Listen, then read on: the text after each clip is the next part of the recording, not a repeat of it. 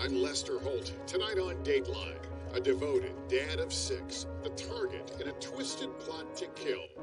Who would want him dead? You get a knock at your door that would change your life. Yeah, it was a pretty dark time. This was real. She was shocked. The last thing that you expect to hear is a police officer telling you that somebody's trying to kill your husband. It's a murder for hire. It's very serious. He offered me the $50,000. I was not going to let this happen. You were an undercover officer? The undercover hitman. I had to totally change how I acted, talked, everything. Are you sure you want this done? I'm positive. I am positive I want it. One mistake could blow this whole operation. Absolutely. The seconds are ticking away. It was all or nothing. This isn't a hardened criminal. This is a soccer mom. It was hell. It was hell.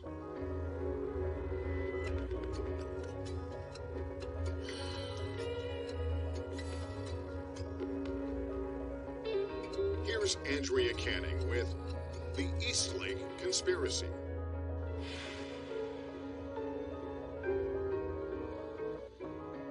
Along the shores of majestic Lake Erie, not far from Cleveland, lies a little-known city named Eastlake, Ohio. It's more of a suburb. You got nice properties with decent-sized yards. And gorgeous waterfront views. It's the kind of place folks settle to raise a family, quiet and safe. You never hear about murders or stuff like that. But that wholesome image was about to be shattered. Basically, the gist of it was he wants this guy dead. Someone had murder on their mind, and a deadly plot was brewing. It's one of the things that you see on TV. You have to be evil to want to murder somebody else. It would all come crashing down on one family. It was hell. It was hell. But would those responsible slip through detectives' fingers?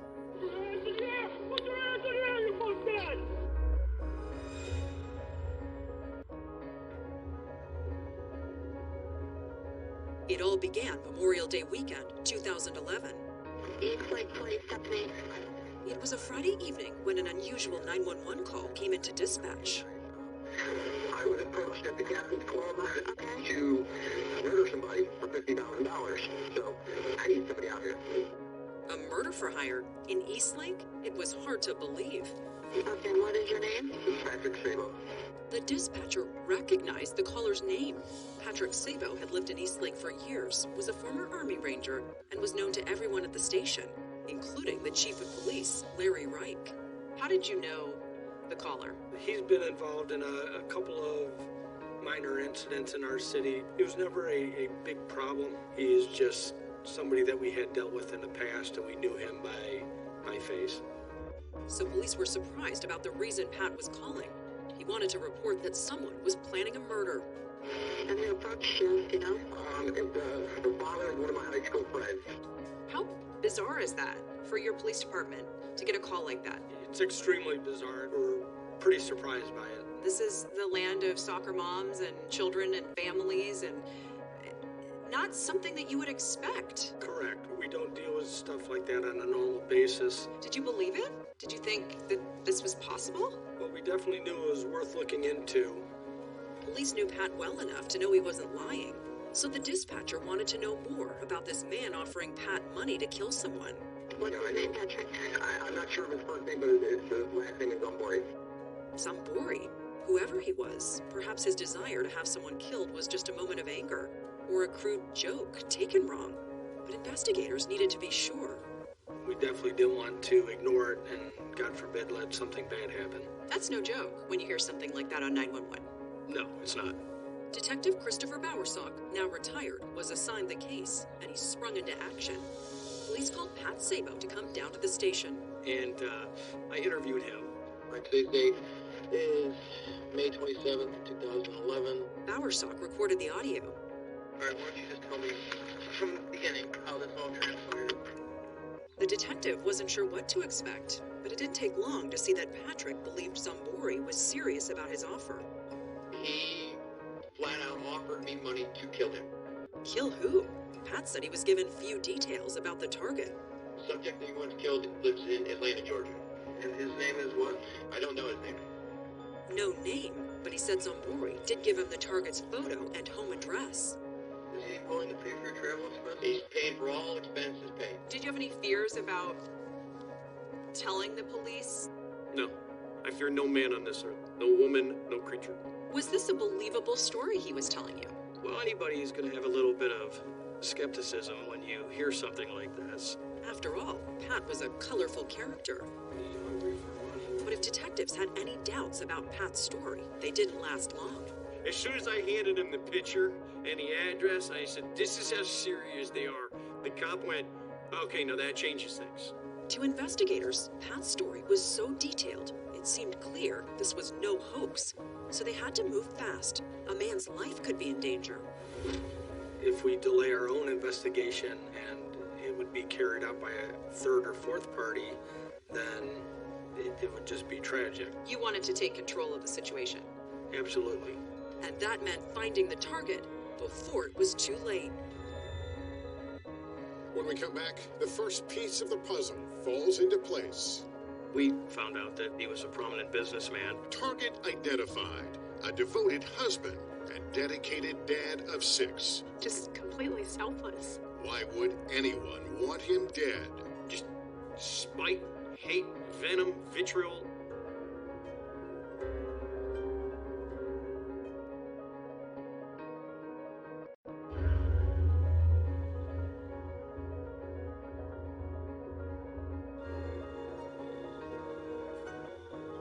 Eastlake police had reason to believe a man's life was at risk, but they needed more evidence to be sure.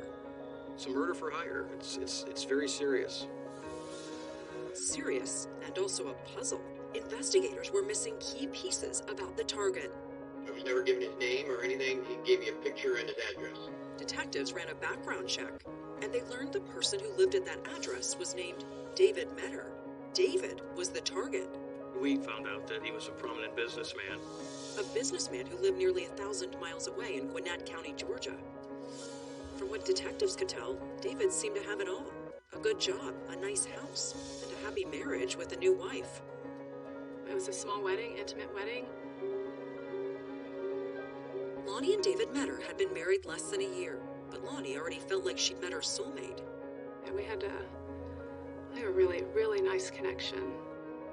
It was a second marriage for both Lonnie and David, and they each had kids. David, 4 girls. Lonnie, a son and daughter. We are both in the 6 children club. Not always easy, but a lot of fun. Yeah, I'll tell you, it was super fun. I loved having kids. Lonnie described her life with David as wonderful, but says she never could have imagined the challenges they'd face together as a couple. How did you meet David? We met at a work function. They both worked in the automotive industry and were attending a conference in Las Vegas when a mutual friend suggested they meet. There was an instant connect that was a bit shocking, I'll tell you. I had been on my own for just about 2 years and was pretty well settled in that. You knew early on that David could be the one. Yes, I knew early on. Not to mention that I'm sure you must have found him handsome. Oh, super handsome. Wasn't sure if I could talk about that. Yes, very much so. Great smile, great eyes, but just an instant soulmate. But once the conference ended, reoperated, going through a messy divorce, and figuring out a custody arrangement for his girls, who still lived with his ex. You had been through a divorce yourself? I had. Did that help in giving David advice about how to navigate these waters? I think so. Early on in the friendship, I can remember encouraging him to try again, to do everything they could to fight for the marriage. But Lonnie says David assured her there was no hope for a reconciliation. So the next time he was in Atlanta for business, they went on their first date. We went to my church. Wow, that's a very wholesome first date. Yeah, I knew that if that wasn't a connect, then it would be very difficult for us. It was a match made in heaven. A year and a half later, David and Lonnie got engaged. My ring was very special. He and the kids all went to pick it out. There's 6 baguette diamonds around the center of it to represent each of the kids, because this was not just a marriage for us, it was a marriage of our families. After they married, David and Lonnie moved in together in Georgia. David won custody of his oldest daughter, but his 3 other girls continued to live out of state with their mom. Visitation in general was difficult from day one. Things weren't easy with David's ex, but Lonnie says David flew to Ohio to see his daughters whenever he could. He still went for every school event, every weekend that he could get time with them. Did that make you fall in love with him more? His dedication to his children? Oh, yeah. Yeah, just completely selfless. And he was going to do whatever it took to make sure that they were okay and that they were taken care of and supported and loved. Absolutely. Great father, loving husband, successful businessman. It all seemed ideal. So why did David have a price on his head? That was a question the police were asking, and Patrick Sabo had the answers. He was about to tell detectives the rest of the story, including why the man named Zambori wanted David dead. Just spite, hate, venom, vitriol coming out. Coming up. He didn't care how I did it. He didn't care what it was going to cost. Who was this mysterious man named Zambori? And who else was in on this murderous plot? I mean, this isn't a thug. This isn't a hardened criminal. This is a soccer mom. Yeah, she just wanted him dead. When Dateline continues.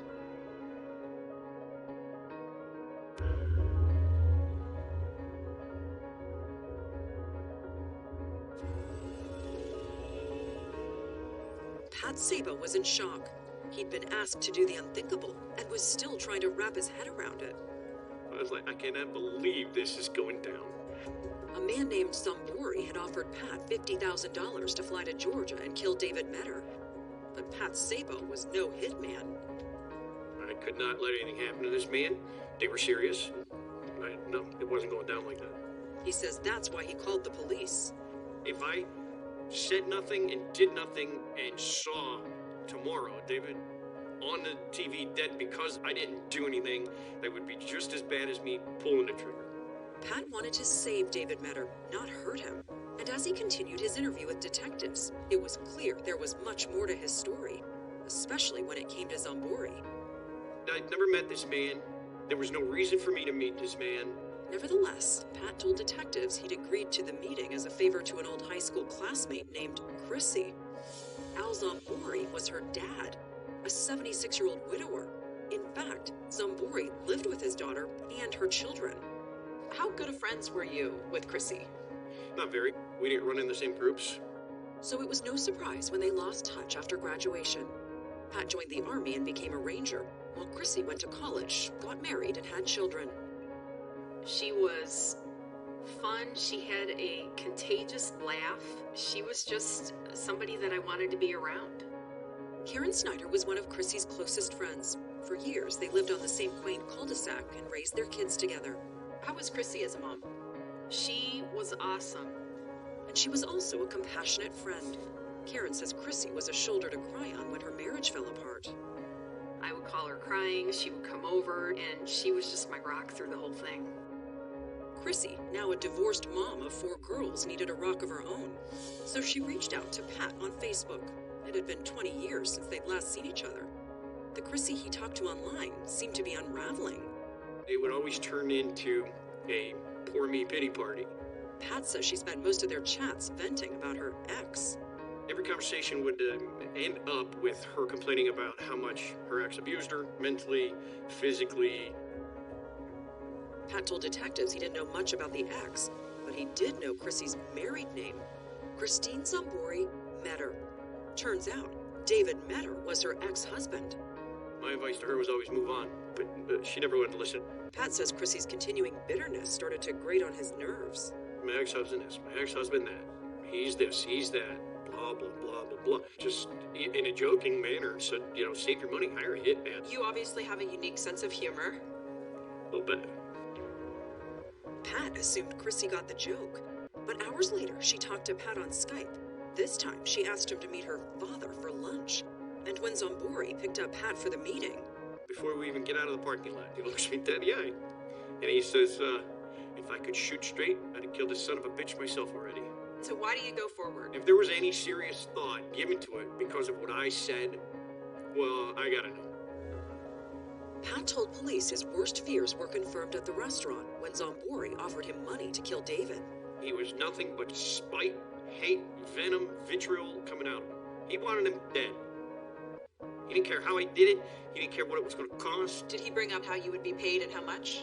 Yeah, he offered me the $50,000 to do this, and he offered it from the life insurance settlement that's payable to Chrissy upon his death. Did he say why you were the chosen one? They knew I was hurting for money. Did Chrissy know you were a former Army Ranger? Yeah, I was pretty proud of getting into the Rangers battalion that most people knew. An Army Ranger is trained to kill. Do you think that Chrissy looked at your background and thought, maybe this is the right guy? She knew I had the capabilities to do it. Her biggest mistake was thinking I would. I mean, this isn't a thug. This isn't a hardened criminal. This is a soccer mom. Yeah, this is somebody who goes about their day like everybody else. She just wanted him dead. But the only proof police had was Pat's word. That wasn't enough to arrest Chrissy or her dad. We didn't have enough evidence to go forward. So investigators came up with a clever plot to catch Chrissy and her dad conspiring to kill David. And they'd have to act fast. The father and daughter wanted David killed right away. What we want to do is get a conversation on tape. That's the most important thing. But that could be difficult, because Chrissy's dad wasn't just some guy angry with his ex-son-in-law. He'd spent 26 years in law enforcement. He was a policeman. It must have been surprising to you to learn that he was a former police officer. Surprising's a good word, but a little bit worried, because he could see through what other people couldn't see through. So we had to really be careful in how we handled the investigation.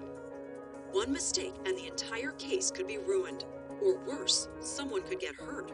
Would detectives be able to pull this off?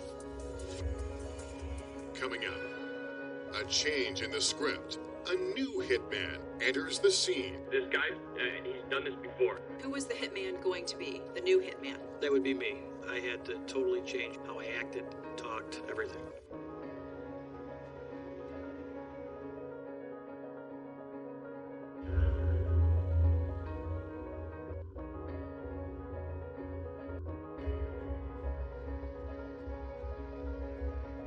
Eastlake detectives needed to catch Chrissy Metter and her dad on tape, planning the murder of her ex. And they knew the only person who could record that conversation was Pat Sabo. How important was Patrick Sabo to your plan? Patrick was instrumental. Was there a risk putting him in the middle of this? Absolutely. There's always a risk. But Pat made it clear to investigators it was a risk he was willing to take. I've jumped out of planes. I've done it. What's the difference? You hop in your car, you got a danger of dying. At least this way, if I go during this, I went doing something pretty darn interesting. No longer just a concerned citizen calling 911, Pat was now a police informant. And his mission was clear. With a recording device in hand, keep Chrissy and her dad talking about the murder plot. You need to record every word that is spoken. Yes, ma'am. And you're doing this on your own? Yeah. And then I just call them when I have a recording and they come pick it up. But before Patrick did anything, detectives needed to be sure David Metter was safe. So they asked police in Georgia to check on him. We had been contacted by the Eastlake Police Department, and they notified us that they were midway through an investigation. Major Stephen Shaw of the Gwinnett County Police Department sent officers to the house to observe from a distance. David was alive and well, but investigators didn't want him to know there was a threat against his life. Not yet, anyway. They had more work to do. And they were concerned that notification to the Metter family would have at some point got back to Christy Metter, and the case would have been concluded prematurely. So they didn't say a word and kept an eye on David. It was very important for us to get the information and at the right time make contact with him. Before they launched their sting, detectives felt there was still one thing they had to do: replace Pat Sabo as the hitman. Police wanted one of their own on the inside, working undercover. And who was the hitman going to be? The new hitman? Me. That would be me. So, detective and playing the role of hitman. Yes. Detective Bowersock would play the role of Vincent, a hitman with mob affiliations. It's like a movie script. It is a movie script. Everything has to be laid out. You have to know what you're going to say before you say it. One mistake could blow this whole operation. Absolutely. Something said wrong, an action done wrong, anything that makes you look like a policeman. I had to totally change everything, and how I acted, talked, all my mannerisms, everything. It was now up to Pat to convince Chrissy and her dad to outsource this murder to a professional hitman. Armed with a recording device, Pat says he Skyped Chrissy and told her all about Vincent and his fee. So it really implicated her? But when he handed the recording over to Detective Bowersock, there was a problem. I forgot to hit record. Oops. It was a disappointing setback, but Pat rallied and called again the very next day. Chris. Hey. Okay. Remember the guy I told you about? Yeah. Okay. Well, I talked to him, so it's no longer a hypothetical situation. It's a real situation. Okay. Chrissy seemed unfazed by the idea of a new hitman, and when Pat mentioned Vince wanted to meet her elderly dad, that seemed fine too. All right, so Dad's still gonna call me tonight and, or he's gonna Skype me? Yeah, I'll have to be Skyping you. Okay, we'll Skype later and I'll talk to him and we'll set something up to meet me and Vince. Okay. Later that night, Pat spoke with Chrissy's dad and played up all the reasons Vince was the perfect choice to carry out the plan. This guy Vince, he's done this before, Al. Okay, he spent time in prison in California. Put it this way, this dude scares the piss out of me. I told Chris, this guy wants to meet tomorrow. Okay? Okay. And just like that, Vince was in. They discussed his retainer. Like I told Chris, he wants to up it from 2,000 down to 3,000 now. Is that going to be a problem? A little bit. Well, how much could you get tomorrow? Tomorrow? I probably could get 3,000 tomorrow if I had to. So far, everything was going according to plan. Detective Bowersock was about to meet Chrissy's dad face to face as Vince, the hitman. Everything had to be realistic, even Bowersock's appearance. You look very nice and clean cut right now. How did you look? I was in, a Harley Davidson t-shirt, pair of jeans. You look the part of a hitman. Yeah, I think I was pretty convincing on my look. Bowersock needed to convince Chrissy's dad, enough for Zambori to implicate himself on tape. The pressure was on. All right, so what's going on here? Coming up. Are you sure you want this done? This is the father of your grandchildren, you understand? I understand. Fully. Okay, you got the money. God bless. Have fun. He's saying have fun? Basically, yeah, he just wanted to have me do it. When Dateline continues.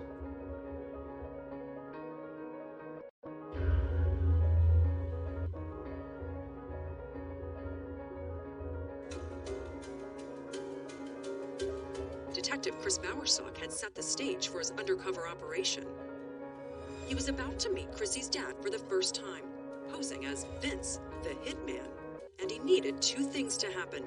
The first element was to meet with Al Zambori to make the hire for the head. The second one was the transfer of money to me to solidify the deal. The meeting was in Detective Bowersock's car, which was wired and parked in an empty lot. So I'm meeting with suspect Al Zambori on a murder for hire. Pat Sabo arrived with Zambori to make the introduction, then stepped away to let the two men talk alone. All right, so what's going on here? He gives me a picture of some guy named David Mealer. He divorced my daughter. He is pulling some real on her. Okay, he took one kid. Okay, he's threatening to take the rest of them. Zambori's only focus was finalizing the contract on David Metter's life. I got $3,000 here. Are you sure you want this done? What you're giving to me, this is a father of your grandchildren. Yes. Yeah, but this is a father of your grandchildren. Do you understand? I understand. Fully. More so than you think. What made you think of killing this guy? What made me? Yeah. Why not? That's the only answer I have. He's such a scumbag. Okay, is that it? That's it. You got the money. God bless you. Have fun. The father of his grandchildren, and he's saying have fun? Basically, yeah, he just wanted to have me do it. Why not arrest him right then and there? The case wasn't as solid as I wanted it. I wanted Chrissy because Chrissy's the one that set this up. You believe Chrissy was the mastermind? Oh, there's no doubt in my mind. But the time to prove it was running out. Chrissy and her dad wanted David killed in the next few days. Both had agreed to meet with Vince once it was done. They had to establish proof that Mr. Metter had been killed and that contract had been completed. Detectives knew there was only one person who could make that happen. David Metter himself. Eastlake Police sent Major Shaw of Gwinnett County to the Metter home to finally break the news that there was a price on David's head. But there was a problem. I said, I'm sorry, he's out of town. He's gone to Florida for business. At that point, we were forced to loop her in as to what was going on in order for her to make contact with David for us. Lonnie called David immediately and told him the horrifying story. And it was horrifying. Just ask David. Why would my ex-wife ever do this? I know that she hates me, but I can't imagine being hated so much that something like this could be real. David's 17-year marriage to Chrissy flashed before his eyes. A once happy household that had turned so bitter. Where we started to falter was when my career started really taking shape, and I had opportunities to leave Ohio. Chrissy hated living far from her parents, and the marriage eventually fell apart. David says they separated, and that's when things turned ugly. I immediately became a wife beater, a child beater, and pretty much anything else that Chrissy could accuse me of. David says her accusations against him are completely untrue. According to David, Chrissy was the one who tormented him. He recalls a phone call from her at the height of their divorce and custody battle. It's a call that still haunts him to this day. I was living in this apartment building that was up on the 10th floor. I remember the words that came out of her mouth during this conversation. We don't miss you. Girls don't need you. And you're worth more to us dead than you are alive. You should just jump. Wow. I fell to my knees. I remember praying and hoping for something to change. David remarried. By then, Chrissy had moved back to Ohio with the kids. But David says the problems with his ex got worse, especially between Chrissy and their daughters. So he and Lonnie decided to fight for primary custody. I told her that there was a high likelihood that I was going to get the girls. Now, David was left to wonder, was this murder for hire some sort of custody revenge? With the clock ticking, there was no time to process it all. Major Shaw needed David to do something crazy. Stage his own death. The detective gets on the phone, and his words were, "I need you to take pictures of yourself." Pictures the police planned to Photoshop to make it look like David had been shot in the head. He wants you to pretend that you're dead. Right. I'm thinking to myself, I can't make these believable. How do I act dead? I'm not sure what I would look like dead. We needed to expose certain parts of his head in order to place the gunshot wound on it. David needed to hurry. Chrissy and her dad were supposed to meet the hitman, Vince, in a few hours. So David snapped some photos in his hotel room on his phone and sent them to Major Shaw. It was then up to his CSI tech to make the images believable. We have a crime intelligence analyst that was fairly proficient at Photoshop. The tech added a fake gunshot wound and blood spatter to the pictures, but they were far from perfect. It was a rush job after all. Major Shaw sent them off to Eastlake Police. Were they happy with it? I don't really know if they had a choice. They were scheduled to meet. Back in Ohio, adrenaline was high as detectives prepared for their final undercover sting. This was high stakes. This had to work. Yes, this had to work. But Bowersock says Chrissy suddenly got cold feet. She told Pat she wanted to back out of the meeting. There's a huge problem. My job is to make sure she's there. Now she doesn't want to be there. What kind of guidance do you give him to get things back on track, to get Chrissy there?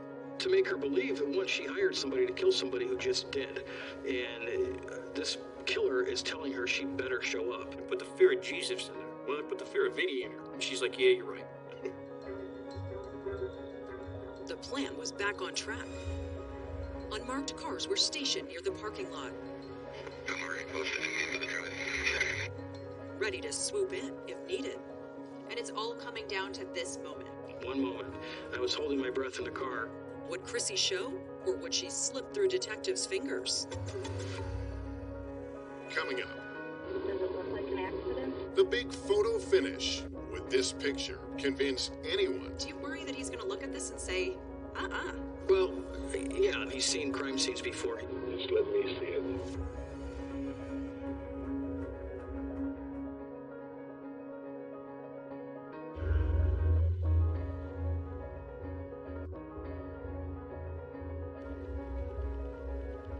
It was the moment of truth for Eastlake detectives, the final undercover meeting with Chrissy Metter and Al Zambori. Detectives had plenty of evidence on Chrissy's dad, but in order to get Chrissy, they needed her to show up too. I was holding my breath in the car when they were showing up and making sure that I could see three heads in the car. Father and daughter had already been told David was dead, and they arrived at the parking lot with Pat to see the proof, that doctored photo of David. As we pull in, I said, well, I'm gonna go over there. You guys do what you gotta do. Chrissy and her dad got into Bowersock's car. It was the first time the detective was meeting her. How you guys doing? Good morning.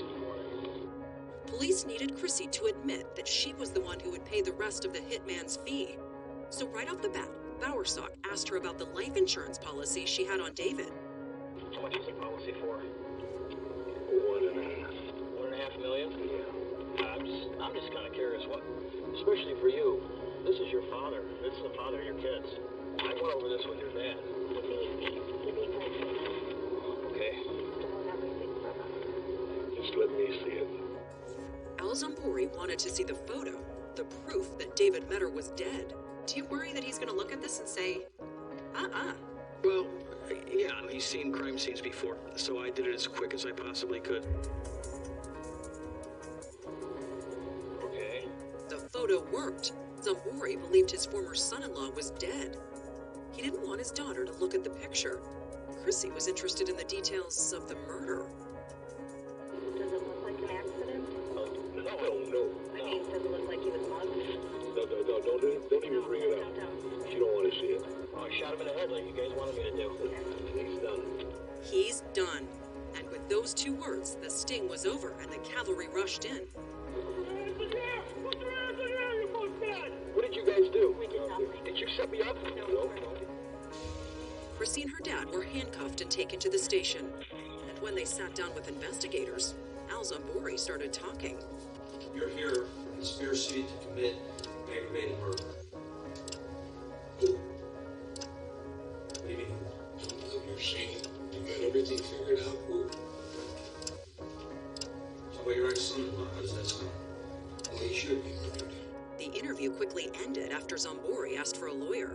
And when it was Chrissy's turn, she acted oblivious to it all. You understand the charge against you? So I'm in charge. With conspiracy to commit aggravated murder. Very serious charge, only first degree. I understand. Is David alive? My brother should tell you that. But 7 months later, when it came time for Chrissy's trial, her defense strategy was simple. Chrissy blamed her father. Judge Eugene Lucci presided over the trial.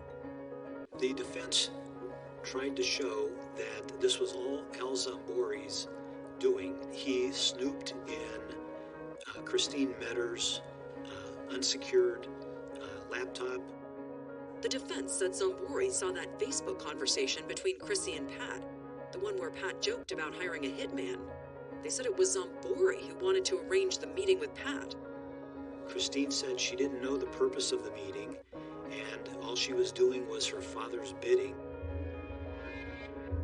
Chrissy took the stand to tell the jurors exactly that, and that she never wanted to meet the hitman, but was pressured by Pat Sabo. It was him telling me to do something that I did not want to do. He was getting forceful with it, telling me Vince knew where I lived. If Chrissy sounded guilty in that undercover recording, she said she was playing along out of fear of what Vince might do.